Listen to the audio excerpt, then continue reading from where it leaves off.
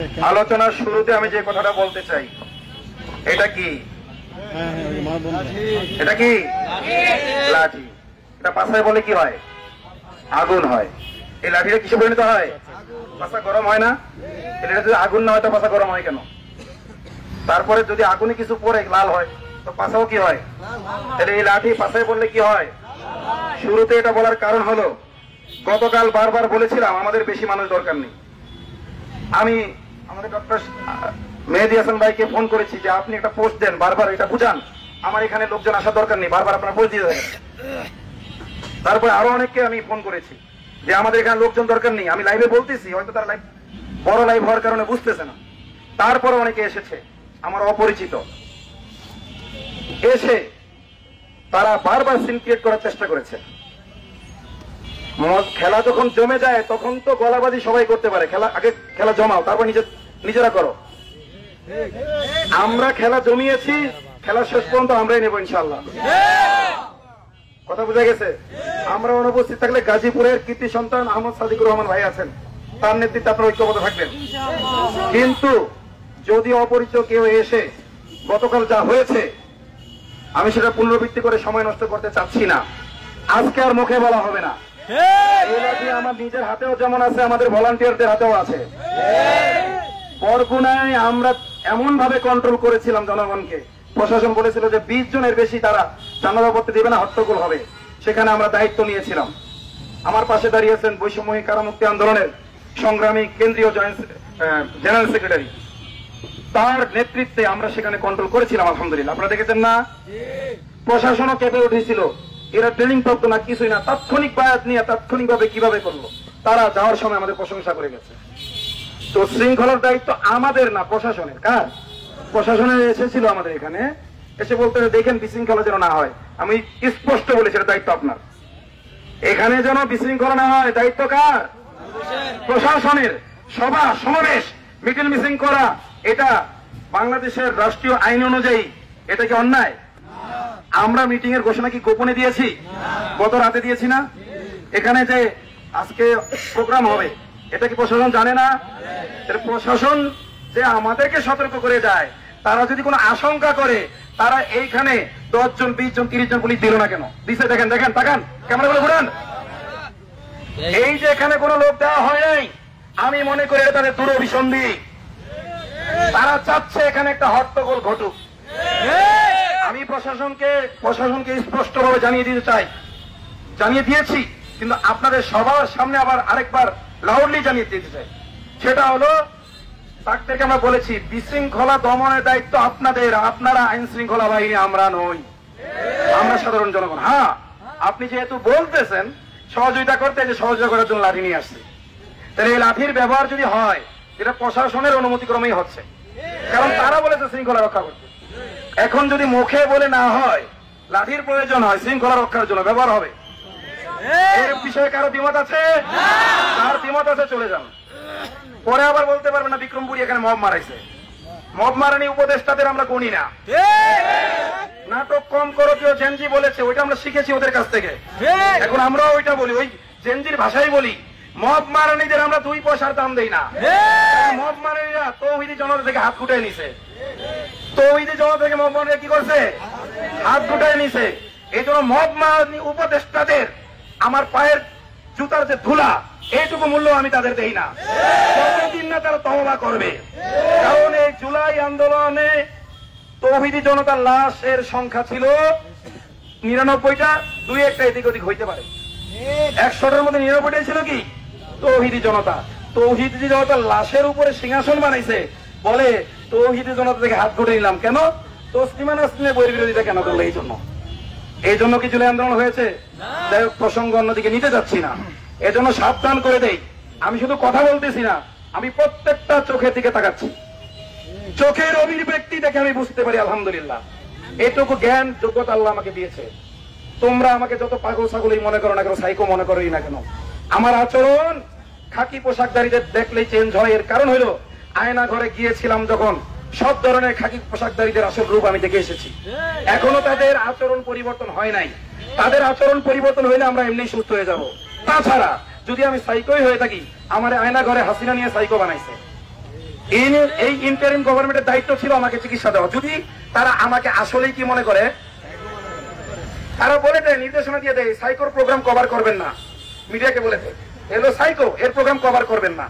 আমাকে সাইকো বানিয়েছে খুনি হাসিনা, ফ্যাসিস্ট হাসিনা, আয়না ঘরে রেখে, এবং কারাগারে আমাকে এত বেশি নির্যাতন করা হয়েছে, আয়না ঘরের চেয়ে বেশি।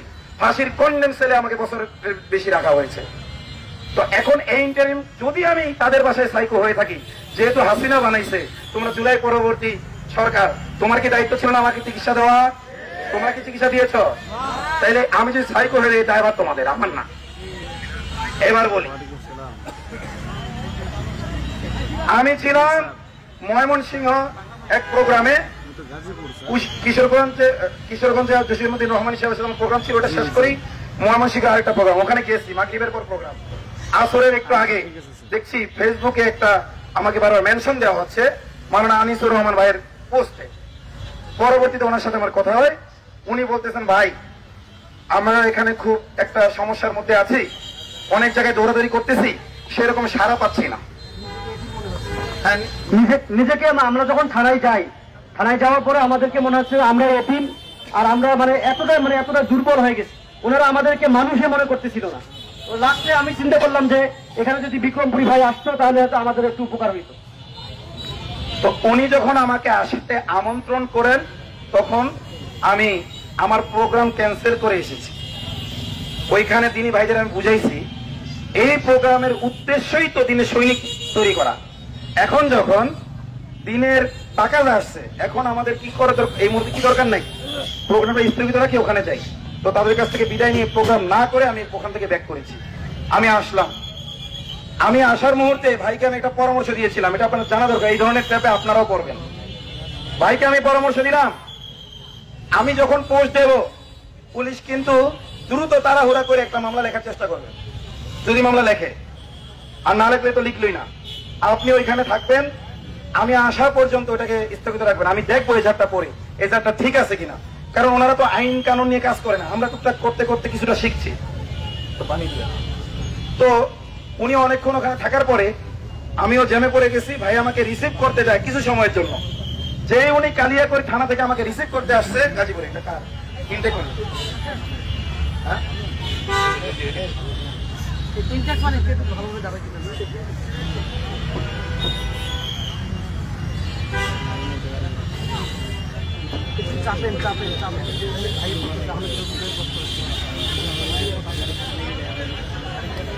আলহামদুলিল্লাহিল্লাযী সাকানি আযবান ফুরাতান বিরহমাতিহি ওয়া লাম ইয়াজআলহু মিলহান উজাজান বিযুনুবিনা।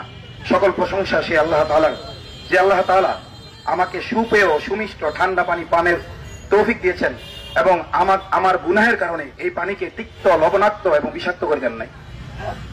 তো আমি বলছিলাম যে আমার ভাই বলার পরে আমি আসতেছি, বললাম যে এজারটা লেখা, আমি আসলে যেন মেয়ের মা বা মেয়ের বাপ এজারে কি করে, সাইন করে, আমি আসার আগে যেন করে না, আপনি এটা বাস্তবায়ন করেন। উনি বলেন ঠিক আছে। পরবর্তীতে উনি ভাবছে আমি রাস্তা চিনবো কিনা, উনি একটু আমাকে আগে নিয়ে আসতে গেছে। এইটুকু সময়ের মধ্যে পুলিশ তাড়াহুড়া করে মেয়ের মাকে বাদী বানিয়ে একটা সাইন নিয়ে ওকে পাঠাই দিয়েছে। কোথায়? কোর্টে পাঠাই দিয়েছে। ওই ধর্ষককে কোর্টে পাঠিয়ে দিয়েছে। দর্শক কিন্তু গ্রেফতার করছে ওরা মৌখিক অভিযোগের ভিত্তিতে। যখন 2 মাস পরে আবার বিচার কেন চাইবে, এই কারণে আক্রমণ হয়েছে। এই আক্রমণ হওয়ার পরে কিন্তু ঘটনাটা ভাইরাল হয়েছে। হালিস ভাই তো বলছেন এই কথাটা, আমাদের লাইভ গুলো দেখবেন, বিস্তারিত বলার এখন সুযোগ নেই। তো আক্রমণ হওয়ার পরে মূলত কি এই ঘটনাটা ভাইরাল হয়। 2 মাস পরে যখন মেয়ের মার উপরে কি হয়, আক্রমণ হয়, এবং মেয়ের মাকে ফোনেও কি এই জয় নিজেই বলে, তোকে যেভাবে দর্শন করছি, তোমার মেয়েকে যেভাবে করছি তোকে ওইভাবে কর, এই একই দর্শক, নাউজুবিল্লাহ। তো আমি যখন আসি, এসে দেখি যে এজার লেখা কমপ্লিট হয়ে গেছে। এজার লেখা কি হয়ে গেছে, কমপ্লিট হয়ে গেছে। আমি একটু সারমর্ম বলি, তো আমি দেখলাম এজারে অসংখ্য ভুল। জয়ের বয়স দেওয়া হয়েছে 20। আপনারা তার টিকটকের ভিডিও দেখছেন না, তার বয়স কি 20 বলে? আপনাদের অভিজ্ঞতা কি বলে তার বয়স 20 হবে? তার বয়স 20 হবে? এই দেখেন জনগণ যারা তার টিকটক দেখেছে, একটা ভিডিও দেখছেন না, যে সে একটা ভিডিও ছাড়ছে মুসলিম হেজাবি মেয়েদেরকে নিয়ে, যে মধু মধু রসমালাই রসমালাই, সে মুসলিম মেয়েদেরকে কি মনে করে? রসমালাই, নাউজুবিল্লাহ। এরপরে আরেকটা ভিডিওতে কিভাবে সে মুসলিম মেয়ে রেপ করে নিয়মিত, অন্যদেরকে ট্রেনিং দিচ্ছে ওই ভিডিওতে, অন্যদেরকে শিখাচ্ছে আমার মতো তোমরা এইভাবে ভিডিও করবা, মানে রেপ করবা। সে একটা রেপিস্ট না, শুধু রেপিস্টের ট্রেনার। অন্য রেপিস্টে সে কি দেয়? তো এরপর তার মদ খাওয়ার ভিডিও, সে ইন্ডিয়া নিয়মিত যাচ্ছে আসছে। 20 বছরের একটা ছেলেকে ইন্ডিয়া এত গুরুত্ব দেওয়ার কথা? ওখানে জয় শ্রীরাম পার্টির সাথে সে প্রোগ্রাম করে এখানে আসে, সেগুলো বুক ফুলিয়ে প্রচার করে। আবার সেদিকটা নিজেকে মহজিববাদী দাবি করে, তার টিকটক আইডিতে সে লেখে আওয়ামী লীগ আবার ফিরবে। এগুলো ওপেনলি সে চলছে বাংলার জমিনে, এরকম অসংখ্য কুলাঙ্গার আছে। তো যাই হোক, তো এই ছেলেটার বয়স 20 কি হতে পারে? আচ্ছা, তার বয়স দিছে 20। এবার তার মামা, যে অন্তত তার থেকে 10 বছরের বড় হবে না হইল, তার বয়সও দিছে 20। তার মানে মামু ভাই নাকি একই তারিখে জন্ম নিল? কি বিষয়টা এমন এলো না? মামু ভাই না একই তারিখে জন্ম নিচ্ছে, একই ডেটে। মামুরও বয়স 20, ভাগনারও বয়স কি? এরপরে মেয়েটাকে মেলায় নিয়ে যাওয়ার কথা বলে, দেখেন আপনাদের রাগ থাকতে পারে, ক্ষোভ থাকতে পারে, যে এই মেয়েটা মুসলিম হয়ে হিন্দু পরিবারের সাথে মেলামেশা কেন করেছে। তারা পাশাপাশি দুইটা পরিবার ছিল, দুই পরিবারই ভাড়া থাকে। মেয়েরা 1 বছরের বেশি সময় ধরে ভাড়া থাকে, আর ওই হিন্দু পরিবারটা আসছে 2-2.5 মাস যাবত, বা 3 মাস সর্বোচ্চ হবে, এর বেশি হবে না। এখন ওই লোকনাথ এবং তার বউ ওই বাড়িতে ভাড়া থাকে। লোকনাথের ভাগনা হলো জয় কুমার দাস, এটা হলো পুলিশের এজারে আছে, আর তার টিকটকে আইডিয়াতে আছে জয় কুমার রায়। তো এই কুলাঙ্গার চাকরির সুবাদে, চাকরি খুঁজতে নাকি আইসে, ওই বাড়িতে থাকতেছিল। এই মেয়েটাকে চকলেট দেয়, এই মেয়েটা একটা ছোট ভাইও আছে, তাদেরকে চকলেট দেয়, বিস্কুট দেয়, বসে বসে লুডু খেলে। এখন আপনারা বলতে পারেন হিন্দুদের সাথে মাখামাখি করছে ওর দোষ। আমি বলি দোষ ওদের না, দোষ তাদের যারা মন্দিরে গিয়ে বলতেছে রোজা আর পূজা এক। এই ধর্ষণে সহযোগী তারাও। আল্লাহ বলেছেন ইন্নামাল মুশরিকুনা নাজাস, নিশ্চয়ই মুশরিকা নাপাক। পায়খানা যেমন নাপাক, ওখান থেকে দূরে থাকতে হবে। মুশরিকা এমন নাপাক, রাসূল বলেছেন মুশরিকদের যে চুলার ধোঁয়া, তোমাদের চুলার ধোঁয়া যখন আকাশে উড়ে যাবে, তখন উড়ে যাওয়ার সময়ের জন্য দুইটা ধোঁয়া একত্রিত না হয়, এত দূরে থাকতে হবে। আল্লাহ বলেছে ইন্নামাল মুশরিকুনা নাজাস ফাজতানিবুর রিজসা মিনাল আওসান, তোমরা মূর্তির অপবিত্রতা থেকে বাঁচো। তো মূর্তিও যেমন নাপাক, মূর্তি পূজকরাও কি নাপাক। তবে হ্যাঁ, তারা যদি আমাদের দেশ ও ধর্মের বিরুদ্ধে কোনো ষড়যন্ত্রে লিপ্ত না হয়, তাদেরকে দান সদকা করতে, তাদের উপকার করতে আল্লাহ নিষেধ করেন নাই। যেমন শুকরও তো নাপাক, তাই বলে কি শুকরকে অন্যায়ভাবে মারা যায়? আছে জায়েজ নাই। তার প্রতিও তো দয়া দেখাতে হবে, হবে না? এজন্য তাদের প্রতিও আখলাক দেখাইতে হবে। আর তারা তো মানুষ, আমাদের রক্তের সূত্র আছে আদম আলাইহিস সালামের সন্তান হিসেবে, আছে না? কিন্তু এই যে যখন তারা হিন্দুত্ববাদী হিসেবে আমাদের সামনে আসবে, মানুষ হিসেবে আসবে না, তখন তারা কি বলেন? কি নাপাক। এই জয় কুমার দাস নিয়মিত ইন্ডিয়া গিয়ে ইসকন মন্দিরে পূজা দিয়ে আসে, এগুলো সে তার টিকটক আইডিতে এগুলো পোস্ট করেছে। তো এই নাপাক এর সাথে যে মেয়েটা ওঠা বসা করেছে, এই মেয়েটা মাত্র তাইসিরুল মুক্তাদিতে পড়ে, মানে মাদ্রাসায় যে ভর্তি হবেন না, বলতে দেন আমি জানি তো, মাদ্রাসায় যে ভর্তি হতে হয়, ভর্তি হওয়ার জন্য এটা প্রাথমিক ক্লাস আছে, মানে যেটা কোনো ক্লাসই না, মাদ্রাসায় ভর্তি হওয়ার উপযুক্ত হওয়ার জন্য একটা ক্লাস। এটাকে বলে তাইসিরুল মুক্তাদি, মানে প্রাথমিক শিক্ষা। এটা কি প্রাইমারি লেভেল থেকে ধরলে সর্বোচ্চ 5, এর উপরে যাওয়ার সুযোগ নেই, বরং এটা 5-এরও নিচে। এর শিক্ষা দেখলে আপনারা বুঝবেন যে এটা 5-এরও কি। তাহলে একেবারে প্রাথমিক লেভেল, 0 লেভেলের একটা শিক্ষার্থী, সে ধর্ম সম্পর্কে কি জানে? তার মা বাবা তো ওই সকল বয়ান দ্বারা প্রভাবিত, সেকুলারদের ইমান বিধ্বংসী বয়ান দ্বারা প্রভাবিত, যে ধর্ম যার যার, উৎসব সবার। আপনারাই বলেন এগুলো, এখন ওই উৎসবে গিয়ে ধর্ষিতা হইলে তখন আমরা বলেন যে গেল কেন, এটা বিচারিত হয়ে গেল না? আপনারাই বলেন দর্শন, যারা বলে এই যে রোজার পূজা মুদ্রার এপিডোপিট, তাদের অনুসারীরাই দেখতেছি বলতেছে গেছে কেন। তোমরা যখন বলো রোজার পূজা মুদ্রার এপিট আর ওপিট, তাহলে যাবে না কেন? এপিট আর ওপিট হলে তো যাবেই। এই জন্য এই ধর্ষণের দায় দায়িত্ব শুধুমাত্র ধর্ষকের উপর না, যারা রোজার পূজাকে এক বানায় তাদের উপরে দায় দায়িত্ব আছে না? এরপরে আসেন, মেয়েটা এভাবে মেলামেশা করতে করতে ওরা চালাকি করে লোকনাথ বাসাটা চেঞ্জ করলো, কারণ ওইখানে রেখে তো দীর্ঘদিন দর্শন করা যাবে না। মেটিকুলাস প্ল্যান সাজিয়ে তারা ওখান থেকে বাসা চেঞ্জ করে আরেক জায়গায় নিয়ে গেছে। এখন ওই লোকনাথের বউ এই মেয়ের মায়ের যে মোবাইল আছে, যেটা ওনারা গার্মেন্টসে চলে গেলে ওটা বাসাই থাকে মোবাইলটা, ওইখানে ভিডিও কল দেয়। মেয়ের মাও দেখছে, মেয়ের বাপও দেখছে। এখন কথা বলে কে? লোকনাথের বউ। আন্তরিকতা মনে করেছে, এটা স্বাভাবিকভাবে ওনারা নিয়েছে। তো এই বাসা ছেড়ে দেওয়ার 1 সপ্তাহ 10 দিন পরেই মেলায় নিয়ে যাওয়ার নাম করে, এই যে মেলা হচ্ছে, এই মেলার কারণে অসংখ্য মানুষ আপনার ভার্জিনিটি নষ্ট করতেছে। এই যে মেলা, কালকে আমি ওসিকে জিজ্ঞেস করেছি, এই মেলার কি অনুমোদন কেউ দিয়েছে? ডিসি দিয়েছে? বলছে না। কোন রকমের কাগজ আছে? এত বড় একটা মেলা করতেছে, এত 1 মাস 1.5 মাসে বেশি হয়ে গেছে, তো বলতেছে না। আমি তাহলে এখনো আছে কিভাবে? বলে চেষ্টা করতেছে উচ্ছেদ করার। কেমন চেষ্টা করতেছে তোমরা? হেফাজতের এক রাতে লক্ষ লক্ষ মুসল্লিকে তোমরা কানে ধরে পাঠাই দিলা, পাশায় লাথি মেরা, ছেড়া পারলা। আর এখানে কেন পারো না? এখানে পায়ে জোর থাকে না লাথি মারা, এখানে আসলে পা অবশ হয়ে যায় না। আমরা বুঝি কি এগুলো কে কত খেয়েছ? এই মেলার লোকেরাই বলে বেড়াচ্ছে যে 1 কোটি টাকা দিয়ে বসছি, এমনি উঠে যাবো। তার মানে তোরা খাইছ থেকে তোরা উঠতে পারছ না। এখনো মেলা উচ্ছেদ করতে যারা ব্যর্থ, ওরাই তো খাইছে, সরষের মধ্যেই তো ভূত। যাই হোক, এই মেলার কারণে আমার বোন দর্শিত হয়েছে। আমার মেয়ে, ও তো আমার বোনের বয়সী না, আমার মেয়ে বয়সী। আমার মেয়ে আশামণি দর্শিত হয়েছে কেন? এই মেলার কারণে। এই মেলায় আনার কথা বলে তাকে ঘর থেকে নিয়ে আসছে। এই ধরনের মেলা, এই ধরনের মেলায় এনে মেলায় আনার কথা বলে তাকে নিয়ে গেছে লোকনাথের নতুন যে বাসা, সেই বাসায় নিয়েছে। আমি মেয়েটার সাথে কথা বলেছি, ভিডিও আছে আমার কাছে। আমার লজ্জা লাগছে, আমি পোস্ট করতে পারিনি এখনো। এটা 3-4 দিন আগের ভিডিও। পুলিশ তাকে ফরেন্সিকের নাম করে কোর্টে নিয়ে ওই গাইনি বিভাগে নিয়ে আটকে রাখছে। আমাকে ঢুকতে দেয় না, যে গাইনি বিভাগে ঢুকতে পারবে না পুরুষ মানুষ। মানে আমরা যেন ভিকটিমের সাথে কথা বলতে না পারি। এরপরে পুলিশের ভেরিফাইড থেকে যাতে ভিকটিম বেলেন ভালোভাবে দিতে পারে, ভিকটিম আমাদের কাছে থাকলে তো আমরা তাকে জিজ্ঞেস করবো, তথ্য যাচাই করবো।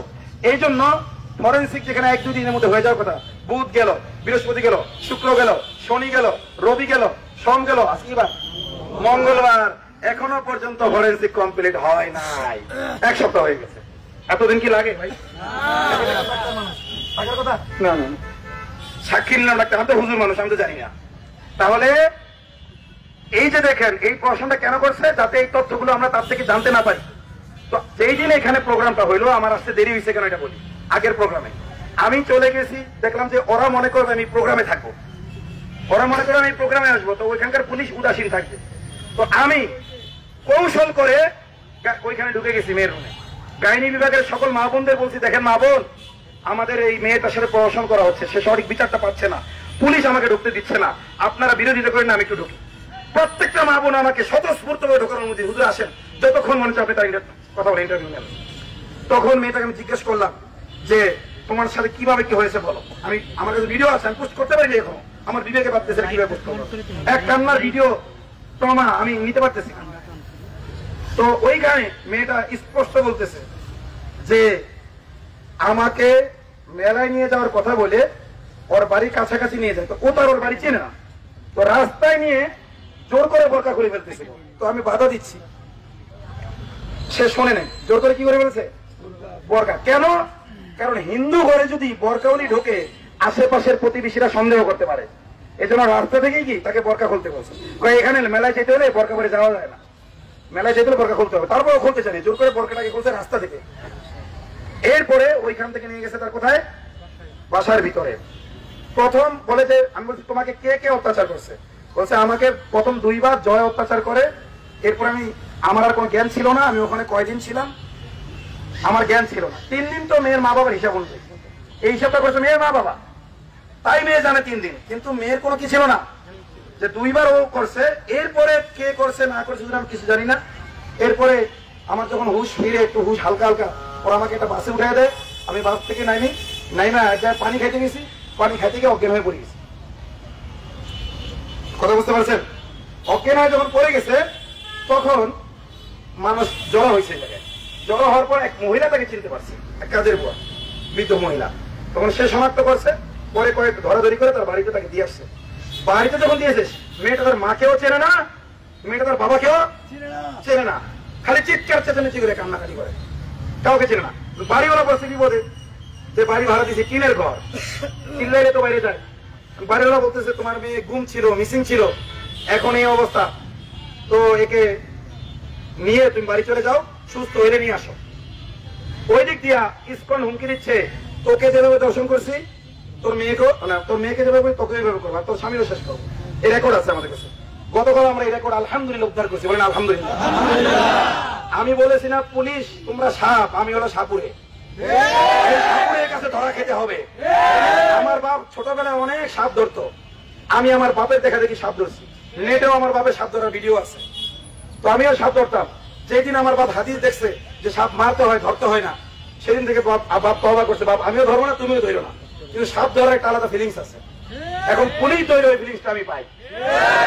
এই জন্য রাসূল সাপের সাথে শয়তানকে তুলনা করেছেন, শয়তানের সাথে সাপকে তুলনা করেছেন। সাপের পরে বা সাপের মতো শয়তানের সাথে দৃশ্যমান কেউ যদি থাকে, সে হলো এই খাঁটি পোশাকধারীরা, এই বিভিন্ন বাহিনীর লোকগুলো। আল্লাহ এদেরকে হেদায়েত দান করুক। যাদের কপালে হেদায়েত নেই, ঐশীর বাবারা যেভাবে ধ্বংস হয়েছে সেভাবে তার ধ্বংস হয়ে যায়। সন্তানের হাতে তারা নির্মম ভাবে মৃত্যুবরণ করুক। পরিবারকে খাওয়ানোর জন্যই তো এগুলো করে, তাহলে যেন ওই পরিবারের দ্বারাই তারা ধ্বংসিত হয়। সবাই দোয়া করবে। এর আগে তৌহিদি জনতারা কিনে দোয়া করছিলাম না, দেখেন নাগেশ্বরীতে দুইটা চিত্র করছে, পরপর দুইটা করছে, পরে এসপি নিজে এসে মাপ চাইছে, এসপি এসে মাপ চাইছে। আমি আমার একার কাছে মাপ চাইলে হবে না, যখন দেখতে মরা শুরু হয়েছে আমার কাছে এসে মাপ চাইছে। এরপরে গেছে আবার কোথায়, আমি আমার কাছে এলে হবে না, ওই ভিক্টিমের বাড়ি যেতে হবে। ভিক্টিমের বাড়ি যেয়ে মাপ চাইছে, মার কাছে মাপ চাইছে, বাপের কাছে মাপ চাইছে। বলছে আমার ডিপার্টমেন্টের লোক পর্দা আসলে বোঝে না, কারণ আমরা তো জামাত ইসলামের পর্দা দেখি, পর্দা তো চেহারা খোলা যায় মনে করছি, আপনারা যে খাস পর্দাটা করেন এটা আসলে আমরা বুঝি নাই, এই কারণে আমরা কি না বুঝা করে ফেলেছে। তো ওনারাও মাফ করে দিয়েছে, ওইটা মাফ হয়েছে, কিন্তু আরো কিছু হিসাব কিতাব বাকি আছে। কুড়িগ্রাম যাবো ইনশাল্লাহ, আপনারা সাথে থাকবেন তো, পালাবেন না তো, ঠিক আছে? ওবায়দুল কাদের বলেছিল না তার অনুসারীরা পালাইছে, ওইরকম হবে? সেও পালাইছে, তার অনুসারীরাও পালাইছে, ওইরকম কি হবে? কি কোন পর্যন্ত বলছিলাম ঘটনা? আচ্ছা মেয়ে আসতেছে, আচ্ছা আচ্ছা, হ্যাঁ হ্যাঁ রেকর্ডিং আলহামদুলিল্লাহ উত্তর হয়েছে।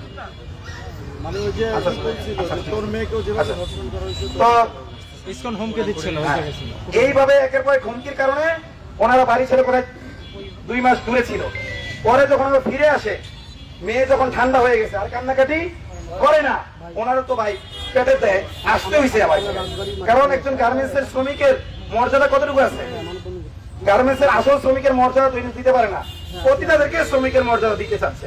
আসল যারা শ্রমিক তাদের অধিকারের নামে খবর নাই, আর যারা পতিতা তাদের অধিকার নিয়ে ব্যস্ত। দেখেন জায়গা পতিতাদের অধিকার দিলে জায়গায় জায়গায় পতিতাদের হবে। আমার বোনের মতো আসামণিদেরকে ধরে ধরে ওখানে নিয়ে বলবে একটা পতিতা, তাই এটা হয়েছে। কারণ বামপন্থীরা আসামণিকে পতিতা হিসেবে তাদের পেজে লিখতেছে, চকলেটের বিনিময়ে যেহেতু হয়েছে তাহলে পারিশ্রমিক দিতে, সে একটা পতিতা বলে। নাউজুবিল্লাহ। এই বামপন্থীদেরকে আমরা ছাড়বো না, এটা মুসলিম বন্ধ। আমাদের বোনকে যারা পতিতা বলে প্রেম দিয়েছ, তোমাদের প্রত্যেকটা আইডিকে শনাক্ত করে রাখা হবে, প্রত্যেকের আইডেন্টিফাই করা হবে, প্রত্যেককে আইনের আওতায় নিয়ে আসা হবে। পুলিশ যদি আইনের আওতায় নিয়ে না আসে, পুলিশকে জনতার আইনের আওতায় নিয়ে আসবো আমরা ইনশাআল্লাহ। জনতা হইল মুসলিম সংখ্যাগরিষ্ঠ দেশ, তোদের গণতন্ত্র অনুযায়ীও সেই হিসাবে জনতার আদালতে আসলে ইসলাম অনুযায়ী তোদের বিচারটা হবে। তার আগে তোরা তোদের রাস্তা দেখ, তোরা কি করবি। তো এখন আসামণিকে আপনার যখন দ্বিতীয়বার আনা হইল, ওই সময় থেকেই যখন হট্টগোলটা লাগলো, তখন থেকে মামলা আনিস জানছে, তখন থেকে মামলাটা প্রক্রিয়া শুরু হয়েছে। এখন আমার বোনকে ওরা ফরেন্সিকের নামে ভিতরে রেখে আমাদের কথা বলতে দিচ্ছে না, আর একের পর এক মিথ্যা তথ্য বানাচ্ছে। মেয়েটা আমাকে বলেছে হুজুর আমাকে চাপ দিয়েছে আমি যেন বলি যে আমি কি পালাই গেছি, 2 বার এর আগে কি স্বেচ্ছায় পালাইছি, স্বেচ্ছায় ফিরে আইছি, এটার জন্য কোর্টে নিয়ে আমাকে চাপ দিচ্ছে। মেয়েটা আমাকে বলছে আমি যেন বলি ওর সাথে আমার গভীর প্রেমের সম্পর্ক ছিল। তখন আমি বলছি প্রেমের সম্পর্ক আসলেই ছিল, সত্য বল। ও বলছে না। আমি ধরে নিলাম আমি একজন আলেম হিসেবে, ও হয়তো বলতে লজ্জা পাচ্ছে, চকলেট খাওয়াইছে, বিস্কুট খাওয়াইছে, ছোট মানুষ, কিছু না কিছু ফিলিংস আসতেই পারে, অসম্ভব কিছু না, অসম্ভব কিছু। ওই ফিলিংসটাকে যদি তোমরা প্রেম ধরে নাও, ওইটাকে যদি প্রেম ধরে নাও, আর এই কারণে যদি সে বিচার না পায়, তাহলে 13 বছরের মেয়ে বিয়ে করতে দাও না কেন? 13 বছরের মেয়ের কনসেন্ট যদি গ্রহণযোগ্য হয়, তাহলে যদি বিয়ের সময় তো মেয়ের কনসেন্ট থাকে, মেয়ের বাপের কনসেপ্ট থাকে, দাদার কনসেপ্ট থাকে, 14 গোষ্ঠীর কনসেপ্ট থাকে, তো পুরো সমাজবাসীর কনসেন্টে যেটা হয় সেই কনসেন্ট গ্রহণযোগ্য না। কিন্তু হিন্দু যদি নিয়ে ধর্ষণ করে, আর যেহেতু মেলায় যাচ্ছিল, ওই মেলায় যাওয়াটাকেই যদি কনসেন্ট হিসেবে ধরে নেওয়া হয়, তাহলে এই বিচার ব্যবস্থা কি, এই পুলিশকে কি সঠিকভাবে তারা আইনি প্রক্রিয়া এগোচ্ছে বলা যাবে, নাকি তারা প্রহসন করছে? এবং করেছে কোথায়? পুলিশের ভেরিফাইড পেজ থেকে বলছে, যেটা প্রেম ঘটিত বিষয় তেমন কিছু না। এবং কি হয়েছে? আরো 2বার সে পালাইছে। তো আমি বলেছি প্রেম হইলেও হইতে পারে, আমি অস্বীকার করবো না, স্বীকারও করবো না, কিন্তু পালাইতে গেলে একটা ডকুমেন্ট থাকবে, বাড়ি ওরা জানবে, মা জানবে, বাপ জানবে। এইবার যেমন জিডি হয়েছে, এর আগেও 2বার থানায় কি হবে? তো আমরা অনেক তদন্ত করেছি, তার মা বলেছে না, বাপ বলেছে না, বাড়িওয়ালা বলেছে না, আত্মীয় সবাই বলেছে কি না, এরকম কোন ঘটনা ইতিপূর্বে ঘটে নাই, এইবারই প্রথম হয়েছে। আর যেই দিন ঘটনা হয়েছে ওই দিনই কি থানায় জিডি হয়েছে। এরপরে দেখেন তারা ধর্ষকের ব্যাপারে লেখছে যে তারা ধর্ষক নাকি জখমই ছিল। কি ছিল? ধর্ষক জখমই ছিল, অথচ ধর্ষককে গ্রেফতার করেছে পুলিশ। যদি জখমই হয়েই থাকে, আচ্ছা ঠিক আছে, দর্শক যদি জখমই হয়েই থাকে, তাহলে তোমরা গ্রেফতার করেছো না জনগণ গ্রেফতার করেছে? জনগণ তো গ্রেফতার করে নাই, পুলিশ যে গ্রেফতার করেছে। তাহলে জখমই বানিয়ে তোমরা বানিয়েছো। তাহলে দেখো যে দর্শক পালাচ্ছিল, তাকে ধরতে গিয়ে জখমই হয়েছে, এটা লেখো। যদি তোমরা ধরতে গিয়ে থাকো, সে উস টাকায় পড়ে গিয়ে থাকে, কোন থেকে আঘাত লেগেও থাকে, আমরা দেখিনি আঘাত, আমরা দেখিনি, আমরা কোনো মেডিকেল সার্টিফিকেটও পাইনি দর্শকের যে আঘাত ছিল, তারপরে তোমরা বলছো। তাহলে এখন কিভাবে আঘাত হলে কেন লেখো নাই? তার মানে ঢাল মে কুছ কালা হ্যায়। এটা তাই আমরা যারা মেয়ের পাশে দাঁড়াচ্ছি আমাদের উপর চাপাতে চায় যে এরাই জখমই করছে। অথচ আপনারা দেখছেন আমি সবসময় লাইভে থাকি, কেন অনেকে বিরক্ত হয়? লাইভে থাকার কারণে হলো যাতে আমরা মব না করলেও মবের অভিযোগ দিবে এরা, এই জন্য সবসময় লাইভে থাকি। বিরক্ত হলে ব্লক করে দেন আমার, কিন্তু আমি আমার নিরাপত্তার জন্য থাকি। কালকে যে ঘটনাটা ওখানে ঘটছে, কি করতো এটাকে? মব বানাইতো, কি বানাইতো না, ভিডিও না থাকলে মব বানাই দিত, চেষ্টাও করছিল। তো যাই হোক, এই প্রশ্নগুলোর কারণে আমি আরো অনেক তথ্য আছে। 8 পৃষ্ঠার মিথ্যা কথা, ডক্টর ভাই কথা বলবে, এই জন্য আমি কথা পারবো না। 8 পৃষ্ঠার কি? আমার ওস্তাদে মোহতারাম তিনি আমাকে বলতেন, আতর রহমান 5 টাকার মিথ্যা কথা কিনে নিয়ে আসো। আমি বলতাম 5 টাকার মিথ্যা কথা মানে কি? বলছে পেপার, পত্রিকা কিনে নিয়ে আসো। আগে জনগণ এর মধ্যে কোন দুষ্কৃতিকারী মিথ্যা প্রচার করলে সাংবাদিকের দায়িত্ব ছিল সত্য উদ্ঘাটন করা। এখন সাংবাদিকরা মিথ্যা প্রচার করে, জনগণ কি করে? আগে আমরা সাধারণ মানুষ বেআইনি কাজ করলে পুলিশের দায়িত্ব ছিল আইন শিখানো, এখন পুলিশ বেআইনি কাজ করে, আমরা ওদের কি শেখাই? তাহলে ওই পোশাকটা আমাদের দেওয়া দরকার। ডিসি অফিসে বলেছি, বলতে দেখেন আপনি কি বলবো, আমাদের তো প্রায় সবই এইখান থেকে উঠে আসতেছে, এই দেশেই তো মানুষ। এর বাদ দিয়ে ওরে নিবো, আমি কেন এর বাদ দিয়ে ওরে নেবেন কেন? এদের ভালো চোখে পারেন না, আপনারা তো আসেন না, নেন আমাকে, আপনি নেন আমাকে, দেখেন দেখে যে আপনার বিচার আমাকে বসতে দেন। এই গাজীপুর 2 দিনের মধ্যে চেঞ্জ করে দেবো, বসানো মানে ওখানে বসাবেন না তো। বলছে আপনারা আসেন না কেন? আমি তো আমার যে সার্টিফিকেট দাওরাই হাদিস, ওটা মূলা দিছে হাসিনা, ওটার তো কোনো গেজেটের কিছু নাই, আছে দিয়ে দেখেন তো আমরা কি করি।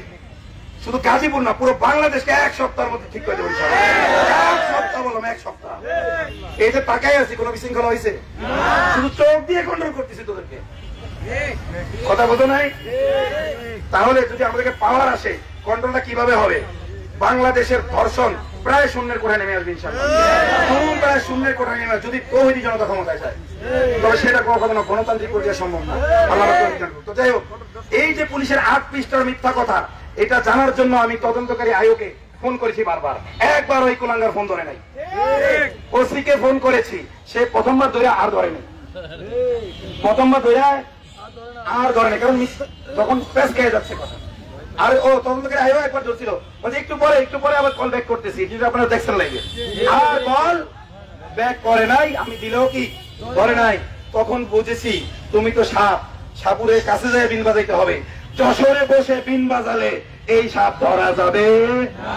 তাই কাছে চলে আসলাম এবং জানায় আসলাম জানাই আসছি এই জন্য যাতে ওরা ভুল একটু বেশি করে আর যাতে ওদের পাপে ওরা বেশি ডোবে। নাহলে আমি হঠাৎ করে এসা কালিকা থানায় উঠতে পারতাম একা একা, আমি ওইভাবে উঠি নাই। জানাই আসছি যাতে অপরাধের পরিধি বাড়ে। তো আমি যখন জানাই আসছি তারা হুড়া করে এর মধ্যে আরো অন্যায় করছে, তো আমি তাকে জিজ্ঞেস করব যে এগুলোর ব্যাপারে আপনি তথ্যগুলো যে দিচ্ছেন ডকুমেন্ট কি, আমার জানার অধিকার আছে না? মেয়ের অভিভাবক, বৈধ অভিভাবক মেয়ের বাপ, রাষ্ট্রীয় ভাবে এবং ইসলামিক দৃষ্টিতে মেয়ের বাপ আবার আমার হাতে বায়াত হয়ে আমাকে অভিভাবক বানাইছে। এখন মেয়ের বাপ বলছে হুজুর আপনি যেভাবে বলেন ওইভাবে। মেয়ের বাপ আয়োকে ফোন দিছে, বলতেছে আপনি আসেন আমার হুজুর কথা বলবে। এরপর থেকে ও পলায় থাকে।